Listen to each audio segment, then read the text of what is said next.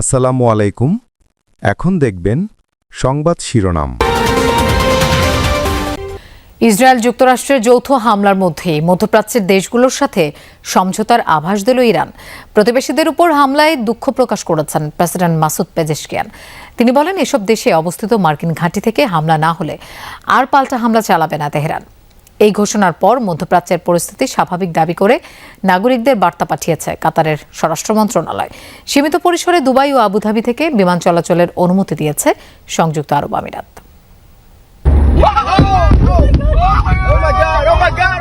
এক সপ্তাহ ধরে এভাবেই মধ্যপ্রাচ্যের বিভিন্ন দেশে মিসাইল আর ড্রোন হামলা চালিয়ে আসছে ইরান। হামলা হয়েছে এয়ারপোর্ট, জ্বালানি আর আবাসিক হোটেল সহ বিভিন্ন স্থাপনায়। বিপর্যস্ত হয়ে পড়েছে সেখানকার জনজীবন। তবে শনিবার হঠাৎই নিজেদের অবস্থান পরিবর্তনের ঘোষণা দেয় তেহরান। ইরানের প্রেসিডেন্ট মাসুদ পেজেশকিয়ান জানান, আরব দেশগুলোতে হামলার কোনো অভিপ্রায় ছিল না দেশটির। সৌদি আরব, কাতার আর বাহরাইন সহ মধ্যপ্রাচ্যের বিভিন্ন দেশে থাকা মার্কিন ঘাঁটি লক্ষ্য ছিল বলে জানান তিনি। প্রতিবেশী দেশগুলোয় হামলার জন্য ক্ষমাও চান ইরানি প্রেসিডেন্ট। আমি ইরানের পক্ষ থেকে এবং ব্যক্তিগতভাবে আমার প্রতিবেশী দেশগুলোর কাছে ক্ষমা চাই। তবে দেশগুলোর ভূখণ্ড থেকে ইরানের ওপর আর হামলা না হলে আমরাও আর আক্রমণ করব না। গতকাল ইন্টারিম কাউন্সিলের বৈঠকে এমনটাই সিদ্ধান্ত হয়েছে। এদিকে ইরানের প্রেসিডেন্টের এমন বক্তব্য প্রকাশ হতে না হতেই মধ্যপ্রাচ্যের অন্যান্য দেশগুলো থেকে আসতে থাকে ইতিবাচক সংকেত। মধ্যপ্রাচ্যের পরিস্থিতি এখন স্বাভাবিক দাবি করে নাগরিকদের মুঠোফোনে বার্তা পাঠিয়েছে কাতারের স্বরাষ্ট্র মন্ত্রণালয়। কাতারের জনগণের আর আতঙ্কিত হওয়ার কারণ নেই বলেও জানানো হয় খুদে বার্তায়। সীমিত পরিসরে দুবাই আর আবুধাবির বিমানবন্দর দিয়ে বিমান চলাচলের অনুমতি দিয়েছে আরব আমিরাত সরকার। আন্তর্জাতিক বিভিন্ন গণমাধ্যম বলছে, এখনও ইরানে হামলা অব্যাহত রেখেছে যুক্তরাষ্ট্র, ইসরায়েল। ওয়াশিংটনের নিঃশর্ত আত্মসমর্পণের আহ্বান প্রত্যাখ্যান করেছে Tehran. Pranpratim Kundu, Jamuna news. Iran জুড়ে দফায় দফায় হামলা চালিয়ে যাচ্ছে যুক্তরাষ্ট্র ও ইসরায়েল যৌথ বাহিনী। বিপর্যস্ত রাজধানী তেহরান। ভয়াবহ হামলার শিকার ঐতিহাসিক মেহরাবাদ আন্তর্জাতিক বিমানবন্দর। কেবল সামরিক স্থাপনা নয়, টার্গেট করা হচ্ছে আবাসিক এলাকা, স্কুল ও হাসপাতাল। তেল আবিবের দাবি, এক সপ্তাহে ৬,৬৬৮টি স্থাপনা লক্ষ্য করে চালানো হয়েছে হামলা। বিমান অভিযানে নিহত হয়েছেন ইরানের সর্বোচ্চ নেতার কার্যালয়ের deputy chief of staff Ali Asghar Hejazi. ইরানের সমর ভান্ডারে থাকা ৪৩টি যুদ্ধজাহাজ ধ্বংসের দাবি জানিয়েছে যুক্তরাষ্ট্র।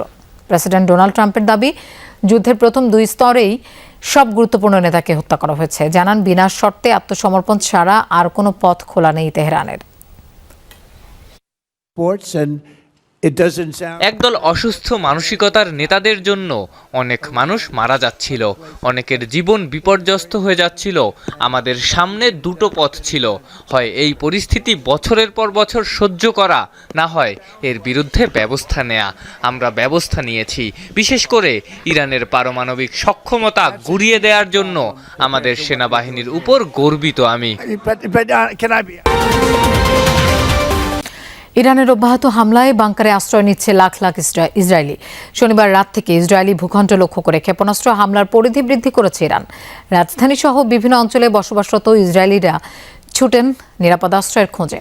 আয়রন ডোম কিংবা ডেভিড স্লিংয়ের মতো আকাশ প্রতিরক্ষা ব্যবস্থাও ঠেকাতে ব্যর্থ হচ্ছে ইরানের মিসাইল।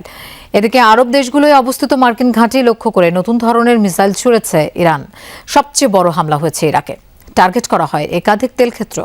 অবশ্য বাহরাইন, কাতার ও সৌদি আরবের দাবি, আকাশ প্রতিরক্ষা ব্যবস্থা ব্যবহার করে ধ্বংস করা হয়েছে বেশ কিছু মিসাইল। ধ্বংস করা হয়েছে 3 দেশের রাডার।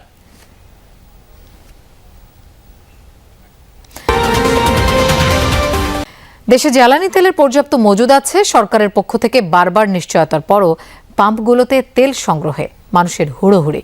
রাজধানীর প্রতিটা পাম্পে দেখা গেছে ব্যাপক চাপ। দীর্ঘ সময় লাইনে দাঁড়িয়ে চাহিদা অনুযায়ী তেল না পাওয়ায় ক্ষুব্ধ অনেকে। পাম্প কর্তৃপক্ষ বলছে, তেলের পর্যাপ্ত মজুদ থাকলেও গত 2 দিনে বিক্রি বেড়েছে কয়েক গুণ। রাজধানীর বিভিন্ন পাম্প ঘুরে বিস্তারিত জানাচ্ছেন রাব্বি সিদ্দিকী।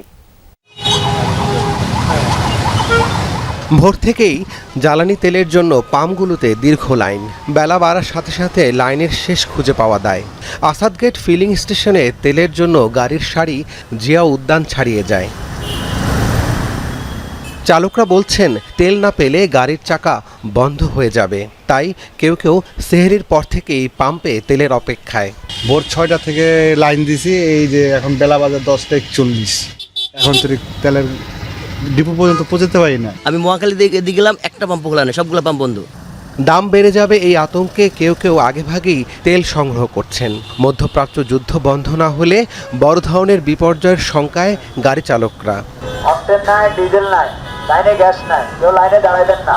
10 লিটার তেল নিতে গেলে আবার যদি 10 লিটার নেওয়া লাগে, তাহলে ওই 10 লিটার পুইরা আবার 10 লিটার নেওয়া লাগবে। দীর্ঘ সময় লাইনে দাঁড়িয়ে যখন কাঙ্ক্ষিত তেল পাওয়া যায়, তখন চালকের মুখে যুদ্ধ জয়ের হাসি। যদিও চাহিদা অনুযায়ী তেল যথেষ্ট নয় বলে দাবি তাদের। 300 টাকা দিতে আছে, 50 তেল তো পুরাই হয়েছি, বারবার স্টার্ট আর অফ করতে করতে। আর আমাদেরও সিন্ডিকেটের দাম বাড়ানোর লেগে এটা করতেছে। কষ্টের পরে তো পাওয়ার পর একটু স্বাভাবিক যা লাগে আর কি, হ্যাপি। এদিকে তেলের মজুদ শেষ হয়ে যাওয়ায় শেওড়াপাড়া, তালতলা, মহাখালীর কয়েকটি পেট্রোল পাম্পে তেল সরবরাহ সাময়িক বন্ধ করে দেওয়া হয়। এতে বিপাকে পড়েন দীর্ঘ সময় লাইনে থাকা চালকরা। তেল ছিল, মাইক দিয়ে বলতেছে মিটারটা বন্ধ কর, মিটারটা বন্ধ কর। তারপরে মাইক দিয়ে বলার পরে মিটার বন্ধ করে দিচ্ছে, আনকার তেল নাই। বুঝতেছি না যে আসলে আমি কিভাবে বাসায় যাবো, আমার তেলই নাই, একটু তেল নাই। সাধারণত তারা যদি 200 টাকা 100 করেও দিত। আমাদের কাছে এই মুহূর্তে বেচার মতো কিছু নাই, আমরা আগামীকালকের জন্য ওয়েট করছি, ডিপো যদি চালু হয়। পাম্প কর্তৃপক্ষ বলছে তেলের পর্যাপ্ত মজুদ রয়েছে, সরকারি নির্দেশনা মেনে তেল দিচ্ছেন তারা। আতঙ্কে বেশি তেল সংগ্রহ না করার অনুরোধ তাদের। আমি একটা জিনিস অনুভব করছি যে মানুষের মধ্যে একটা আতঙ্ক বিরাজ করছে। তো আমি বলবো যে ডাটা নির্ভর যেন আমরা থাকি, আতঙ্কিত যেন না হই। যেহেতু সরকার বলছেন কোনো সমস্যা নেই, আমরা যেন সরকারকে সবাই একটু সহযোগিতা করি এই জায়গাটাতে। এদিকে শুক্রবার Bangladesh petroleum corporation press note জারি করে জ্বালানি তেলের বিক্রির সীমা নির্ধারণ করে দেয়, যেখানে বলা হয়েছে মোটরসাইকেলে দিনে 2 লিটার ও প্রাইভেট কারে 10 লিটার, মাইক্রোবাসে সর্বোচ্চ 25 লিটার, বাসে 80 লিটার ও দূরপাল্লার বাসে সর্বোচ্চ 220 লিটার তেল সরবরাহ করা যাবে।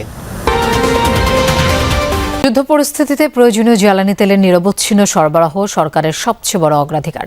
এই তথ্য জানিয়ে জ্বালানি বিভাগ বলছে, এখন পর্যন্ত তেলের মজুদ পর্যাপ্ত। সংকট মোকাবেলায় জনগণকে সাশ্রয়ী হওয়ার পাশাপাশি বিকল্প উৎস থেকেও জ্বালানি আমদানির কথা জানিয়েছেন মন্ত্রী ইকবাল হাসান মাহমুদ। তিনি জানান, আপাতত তেলের দাম বাড়াবে না সরকার। যুদ্ধ না থামলে বা সংকট আরও ঘনীভূত হলে তা সামাল দেওয়ার ব্যবস্থা নেওয়া হচ্ছে বলেও দাবি মন্ত্রণালয়ের। বিশেষজ্ঞরা বলছেন, মধ্যপ্রাচ্যের পাশাপাশি মালয়েশিয়া বা ভারত থেকেও আমদানির প্রস্তুতি নিতে হবে। মাহফুজ মিশু রিপোর্ট। যুদ্ধ শুরুর সপ্তাহ না পেরোতেই আন্তর্জাতিক বাজারে দিন দিন বাড়ছে জ্বালানি তেলের দাম। এরই মধ্যে ব্যারেল প্রতি অপরিশোধিত তেলের দাম ছাড়িয়েছে $92। ইরান ইসরায়েল যুদ্ধের পর গড়ে দাম বাড়ল 30% মতো। ফলে সারা পৃথিবীতেই টালমাটাল জ্বালানির বাজার। ইস্টার্ন রিফাইনারি দেশের একমাত্র তেল শোধনাগার। পেট্রোলিয়াম কর্পোরেশনের হিসেবে ডিজেল পেট্রোল যা আছে তা দিয়ে চলবে আর 11-12 দিন। অকটেনের মজুদ আছে 3 সপ্তাহের মতো।